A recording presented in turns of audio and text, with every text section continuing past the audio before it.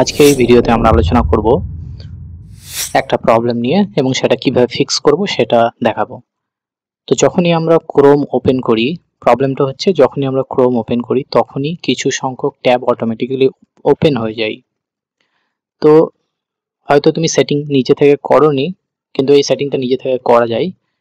কিন্তু তুমি এটা ডিস্টার্ব ফিল করছো, কারণ কি কিছু আনওয়ান্টেড লিঙ্ক যেমন হতে পারে গুগল বা ইয়াহু, এই সমস্ত সাইটগুলো খুলে যাচ্ছে বা অন্য কোনো ওয়েবসাইটও খুলে যেতে পারে যদি কেউ সেট আপ করে রাখে।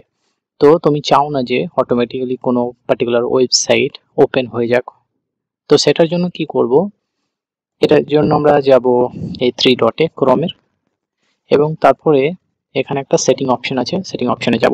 সেটিং অপশনে যাওয়ার পরে এখানে দেখো স্টার্ট আপ আছে, অন স্টার্ট আপ, এবং এই জায়গাতে অনেকগুলো অপশন আছে, open new tab page, continue with your laptop. এটার মানে হচ্ছে যখনই তুমি ক্রোম ওপেন করবে তখন নিউ ট্যাব ওপেন হবে। যখন তুমি এটা কোনো কিছু যেখানে বন্ধ করে রেখেছিলে, যতগুলো ট্যাব ওপেন ছিল সেখান থেকে আবার স্টার্ট হবে, অর্থাৎ অটোমেটিক্যালি যে কাজগুলো করেছিলে সেই কাজগুলো রেখে দেবে বা সেই পেজগুলো রেখে দেবে। আর এখানে দেখো আছে open a specific page or set of pages.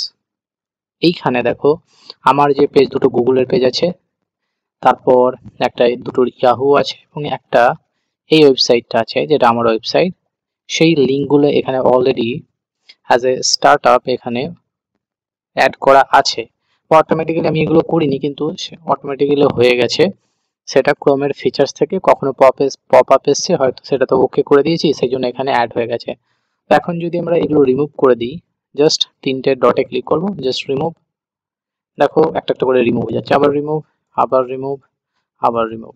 তো যদি আমরা এগুলো না রাখি, রিমুভ করে দেয় লিঙ্কগুলো, আমি চাই অনলি যখন আমরা ক্রমে ক্লিক করব, ক্রম আইকনে অ্যাপে ইউজ ক্লিক করব, তখন কেবলমাত্র গুগলটাই যেন ওপেন হয়, বাকিগুলো আমরা চাই না। সেই জন্য আমরা এটা রাখলাম। যদি তুমি নতুন কোনো ওয়েবসাইট চাও যে ওপেন হোক, তাহলে এখানে অ্যাড এ নিউ পেজ করে তুমি সেই ইউআরএলটা এখানে পেস্ট করে দিতে পারো।